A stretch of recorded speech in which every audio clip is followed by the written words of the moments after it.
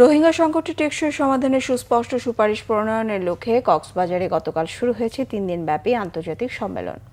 কক্সবাজারে উখিয়ার ইনানির একটি হোটেলে stakeholders dialogue take away to the high level conference on the Rohingya situation শীর্ষক সম্মেলনের আয়োজন করেছে রোহিঙ্গা বিষয়ক হাই রিপ্রেজেন্টেটিভের কার্যালয় এবং পররাষ্ট্র মন্ত্রণালয়।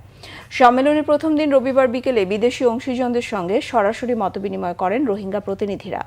সম্মেলনে অংশ নিচ্ছেন কূটনীতিক, আন্তর্জাতিক বিশেষজ্ঞ, বিভিন্ন দেশের শিক্ষাবিদ ও বৈশ্বিক সংস্থা।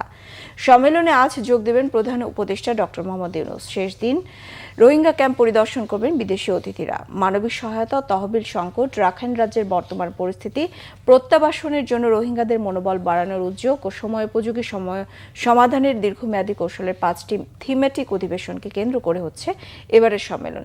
30 সেপ্টেম্বর নিউ ইয়র্কে জাতিসংঘ সাধারণ পরিষদের আগে সম্মেলনকে বিশেষ গুরুত্ব দিয়ে দেখা হচ্ছে।